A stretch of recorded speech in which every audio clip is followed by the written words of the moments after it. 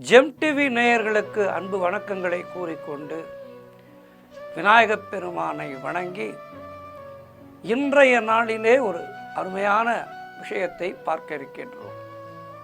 ஆன்மீகம் என்பதே நம்முடைய அன்றாட வாழ்வியலே நாம் நலமாக வாழ்வதற்கு, சுகமாக வாழ்வதற்கு ஆன்மீகத்திலே நிறைய விஷயங்கள் இருக்கின்றது. இந்து தர்மம் என்பது எல்லோரையும் சன்னியாசியாக போ என சொல்வதில்லை.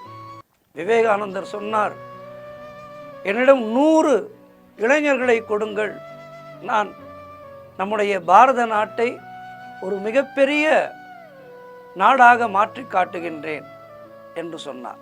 காரணம், ஆன்மீகம் என்பது மனோபலத்தை தருவது. மனோபலத்தை, அபரிவிதமான மனோபலத்தை நமக்கு தந்து எப்படிப்பட்ட பிரச்சனைகள் வந்தாலும் அதனை எதிர்கொள்கின்ற பக்குவத்தை தருவது இந்த ஆன்மீகம். எது வந்தாலும் நாம் நியாயமான பாதையிலே சென்றால் இறைவன் நம்மை காக்க இருக்கின்றான் என்கின்ற அந்த மன துணிவானது நம்மை நல்ல வழியிலே நடக்க வைக்கும். மேலும் எப்படிப்பட்ட கஷ்டங்கள் வந்தாலும் அதை எதிர்கொண்டு நிற்க வைக்கும். ஆக நல்ல மனோதைரியத்தையும் தெம்பையும் இந்த ஆன்மீகம் என்பது நமக்கு வழி நடத்தும். நமக்கு எத்தனையோ குருமார்கள் இருக்கின்றார்கள். அவர்கள் சொல்கின்ற வழிப்படி நாம் நடந்துவிட்டாலே வாழ்க்கையிலே பாதி இன்னல்கள் நமக்கு வராது. இந்த பாதையிலே போகலாம், இந்த பாதையிலே போனால் உனக்கு துன்பம் கிடையாது என்று ஒரு குருமார் சொல்கின்றார் என்றால் நாம் அந்த வழியிலே சென்று விட்டால் நமக்கு தொல்லையே கிடையாது. ஆகவே நிறைய வாழ்க்கை தத்துவங்களை, வாழ்க்கை பாடங்களை நமக்கு தருவது நம்முடைய சனாதன தர்மம். அன்றாடம் கோவிலுக்கு போ, காலை மாலை இருவேளையும் கோவிலுக்கு செல்வது நல்லது. இதையெல்லாம் நம்முடைய குழந்தைகளுக்கு நாம் பழக்கிவிட்டு விட்டால் அவர்கள் தங்களுடைய வருங்காலத்தை சிறப்பாக அமைத்துக் கொள்வார்கள். ஆகவே ஆன்மீகம் என்பது ஏதோ சன்னியாசியாக போவது அல்ல. அது நம்முடைய வாழ்க்கையை ஒரு நடைமுறைப்படுத்த, ஒரு திருத்தமான பாதையிலே நாம் செல்வதற்கான ஒரு ஒப்பற்ற வழி என்பதை உணர்ந்து கொண்டு விட்டோமானால் ஆன்மீகம் என்பது நமக்கு ஒரு அற்புதமான ஒரு விஷயமாக தெரியும். நமக்கு எத்தனையோ பிரச்சனைகள் அன்றாட வாழ்விலே வருகின்றது. இந்த பிரச்சனைகளிலே தலையாய பிரச்சனை என்று பார்த்தோமானால் பணப்பிரச்சனை. அருளில்லார்க்கு அவ்வுலகம் இல்லை, பொருள் இல்லார்க்கு இவ்வுலகம் இல்லை என்று சொல்லி வைத்தார்கள். பொருள் இல்லாதவர்களை யாரும் மதிக்க மாட்டார்கள். உன்னிடம் நல்ல ஒரு பண வசதி இருந்தால்தான் உறவினர்கள் நம்மை மதிப்பார்கள் சமூகத்திலே. ஆகவே இந்த பண கஷ்டம் என்பது மிகுந்த மன துயரத்தை ஏற்படுத்துவது. எப்படிப்பட்ட கஷ்டங்களையும் பணம் இருந்துவிட்டால் அதனை ஓரளவுக்கு சரி செய்து கொள்ளலாம். ஆனால் பணம் இல்லாமை என்பது ஒரு மிகப்பெரிய ஒரு கொடுமை.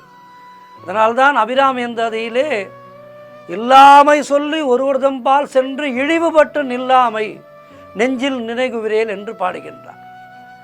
இல்லாமை, என்னிடம் இல்லை, தந்து உதவுங்கள் என்று ஒருவரிடம் சென்று கேட்பதே நமக்கு ஒரு மிகப்பெரிய தற்கொலைக்கு சமமான ஒரு விஷயம். அதனை அபிராமி பட்டர் மிக அழகாக உணர்ந்து பாடுகின்றார். இந்த அபிராமி அந்தாதி 100 பாடல்களும் ஒவ்வொரு பாடலும் நமக்கு ஒவ்வொரு விதமான சம்பத்தை தரக்கூடியது. பதவி வேண்டுமா, அதற்கு ஒரு பாசுரம் இருக்கின்றது, அதற்கு ஒரு செய்யுள் இருக்கின்றது. நல்ல புகழ் வேண்டுமா, அதற்கு ஒன்று இருக்கின்றது. வறுமை நீங்க வேண்டுமா, அதற்கு இந்த இல்லாமை சொல்லி ஒருவர் தம்பால் சென்று இழிவுபட்டு இல்லாமை நெஞ்சில் நினைகுவிரேல் இந்த செய்யுளை சொன்னால் அங்கே கஷ்டங்கள் தீரும் என்பது ஐதீகம். இப்படி எத்தனையோ நமக்கு சொல்லப்பட்டிருக்கின்றது. அப்படி ஒரு அருமையான பூஜையைத்தான் இன்றைய நாளிலே நாம் பார்க்க இருக்கின்றோம். வறுமை, கொடிய வறுமை நீங்குவதற்கு என்ன செய்ய வேண்டும்? வறுமையால் தற்கொலை செய்து கொள்கின்ற குடும்பங்கள் நிறைய. கடன்பட்டுவிட்டு கடன்பட்டார் நெஞ்சம் போல் கலங்கினான் இலங்கை வேந்தன் என கம்பராமாயணத்திலே வருமே, அதுபோல கடன்பட்டுவிட்டு அந்த கடனை அடைக்க முடியாமல் தற்கொலை செய்து கொள்கின்ற ஜீவன்கள் இருக்கின்றார்கள். அப்படியெல்லாம் செய்யக்கூடாது. எல்லாவற்றிற்கும் இதிலே ஆன்மீகத்திலே நமக்கு ஒரு நல்ல முடிவு இருக்கின்றது. தவறான முடிவுகளை தேர்ந்தெடுத்து கொள்ளாமல் இந்த முடிவை நாம் தேர்ந்தெடுத்து இதன் வழியிலே சென்றால் வாழ்க்கை வளமாகும், நலமாகும். இந்த வறுமை தீருவதற்கு என்ன? பலருக்கும் பணக்கஷ்டம். இந்த பணக்கட்டத்திலே பாதி எதனால் வருகின்றது? இஎம்ஐ என்கின்ற ஒரு விஷயத்தால் வருகின்றது. ஆக இந்த பணக்கஷ்டம் என்பது தொடர்ந்து கொண்டே இருந்து கடன் வாங்காமல் காலத்தை ஓட்ட முடியாத ஒரு நிலை வருகின்றது. என்ன செய்தாலும் முன்னேற்றம் இல்லை. மனம் வாடிப்போய் என்ன செய்வது என்று திக்கற்று நிற்கின்ற குடும்பங்கள் நிறைய. முன்னேற்றம் இல்லாமல் தவிக்கின்ற குடும்பங்கள் நிறைய. ஆகவே இதனை தீர்க்கின்ற ஒரு அருமையான வழிபாட்டு முறை, மந்திரம் இருக்கின்றது. இதனை நல்ல நம்பிக்கையோடு அனுதினமும் செய்தால் நமக்கு நிச்சயமாக வறுமை நீங்கி வளம் சேரும். பூஜை அறையிலே ஒரு சில பொருட்களை வைத்து வழிபாடு செய்யும் போது அந்த வீடானது சுபிக்ஷமாக இருக்கும். குறிப்பாக பூஜை அறை எந்த நேரமும் நல்ல சாம்பிராணி வாசத்தோடு இருக்க வேண்டும். ஒரு சிறிய விளக்கு 24 மணி நேரமும் எரிந்து கொண்டே இருக்க வேண்டும் பூஜை அறையில். இதை முக்கியமாக நாம் பார்த்து கொள்ள வேண்டும். விளக்கேற்றிய வீடு வீண் போகாது என ஒரு பழமொழி உண்டு. ஆகவே வீட்டிலே விளக்கு ஆனது எந்நேரமும் இருந்து கொண்டே இருக்க வேண்டும். பூஜை அறையிலே காமதேனு பசு கன்றுடன் கூடிய ஒரு சிறிய சிலை, சிறியதாக ஒரு சிலை வாங்கி அதை வையுங்கள் வீட்டிலே. சிலையை வைக்க முடியாதவர்கள் காமதேனு படம் கிடைக்கும், அந்த காமதேனு படத்தை வாங்கி வையுங்கள். இந்த பசுவோடு கூடிய கன்றை பூஜை அறையிலே வைத்து தினமும் பாலாபிஷேகம் செய்ய வேண்டும். அதாவது சிலை வைத்திருப்பவர்கள் பாலாபிஷேகம் செய்ய வேண்டும். சிலை இல்லாமல் படம் வைத்திருப்பவர்கள் அந்த படத்திற்கு அனுதினமும் பால் வைத்து நைவேத்தியம் செய்ய வேண்டும். சிலை வைத்து பூஜை செய்பவர்கள் அபிஷேகம் செய்யும் போது இந்த பசுமாட்டினுடைய கொம்பு, நெற்றி, கால்கள் மற்றும் கன்றினுடைய கொம்பு, நெற்றி, கால்கள் இவற்றின் மடி இவற்றிற்கு சந்தனம் குங்குமம் வைத்து நல்ல வாசனையான மல்லிகை பூவை இந்த காமதேனுவுக்கு சாற்றி சமர்ப்பிக்க வேண்டும். அதன் பிறகு அந்த காமதேனுவை தொட்டு வணங்கி நம்முடைய கோரிக்கைகளை எல்லாம் அந்த காமதேனுவிடத்திலே சொல்ல வேண்டும். நியாயமான கோரிக்கைகளை, நான் இவ்வளவு கஷ்டப்படுகின்றேன், என்னுடைய கஷ்டங்கள் தீர்வதற்கு அருள் புரிவாயாக என இந்த காமதேனுவை அனுதினமும் நாம் பூஜை செய்ய நம்முடைய கஷ்டங்கள் நிச்சயமாக நாளொரு மேனி பொழுதொரு வண்ணமுமாக தீர்ந்து போகும். நம்பிக்கையோடு செய்ய வேண்டும். தேவலோகத்திலே இந்த நந்தினி பசுவானது கற்பக விருட்சமாக 33 கோடி தேவர்களும் இந்த காமதேனுவின் உள்ளே ஐக்கியம். ஆகவே நாம் வைக்கின்ற கோரிக்கைகள் அந்த பசுவினிடம் செல்லவில்லை, 33 கோடி தேவர்களுடைய காதிலேயும் விழுகின்றது. ஆகவே இந்த காமதேனு பூஜை என்பது நமக்கு அற்புதமான பலன்களை தரக்கூடியது. இந்த காமதேனு பூஜையை வீட்டிலே வழிபாடு செய்வதால் நம்முடைய செல்வ நிலையானது உயரும், பணவரவு அதிகரிக்கும். ஒரு மந்திரத்தை சொல்ல வேண்டும். இந்த மந்திரத்தை சொல்லி இந்த பூஜையை அனுதினமும் செய்ய வேண்டும். ஓம் சுபகாயை வித்மகே காமதாத்ரியை ச தீமகி தன்னோ தேனு பிரச்சோதயாது. இந்த காமதேனுவுக்கான காயத்ரி மந்திரத்தை அனுதினமும் 54 முறை இந்த காமதேனுடைய சிலை மீது உங்களுடைய கைகளை வைத்துக்கொண்டு சொல்லி வர வேண்டும். படம் இருந்ததென்றால் இந்த படத்திலே வைத்து சொல்லி வர வேண்டும்.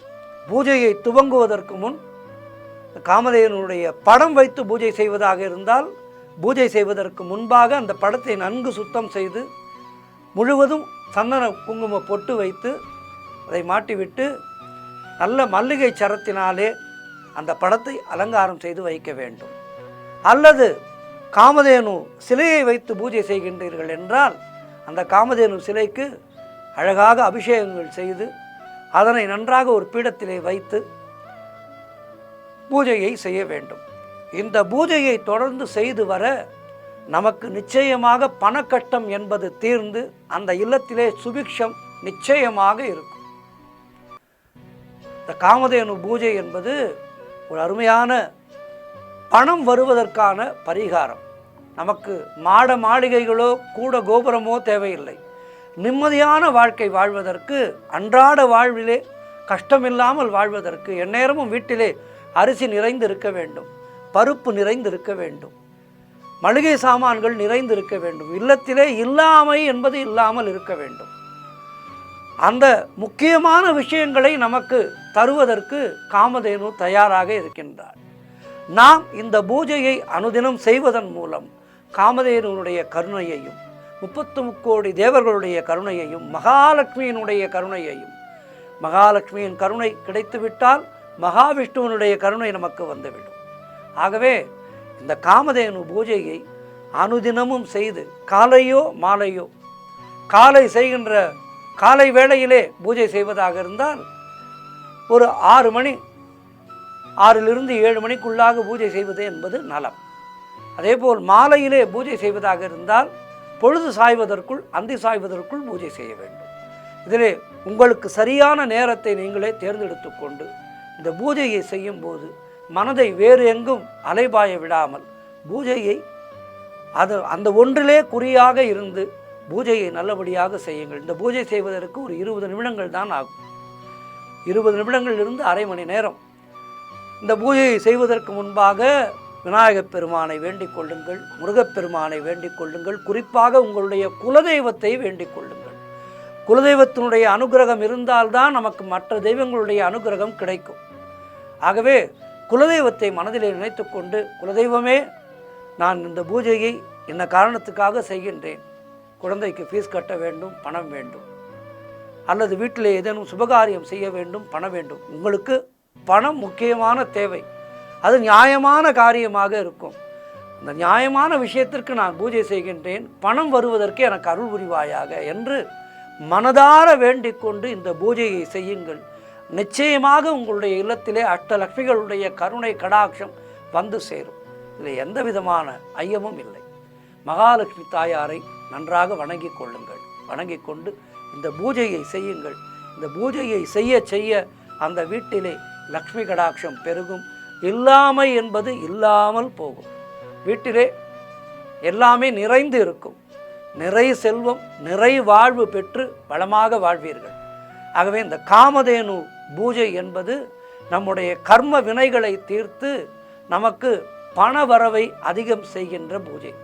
ஆகவே இந்த பூஜையை செய்து வளம் பெறுவோம், நலம் பெறுவோம்.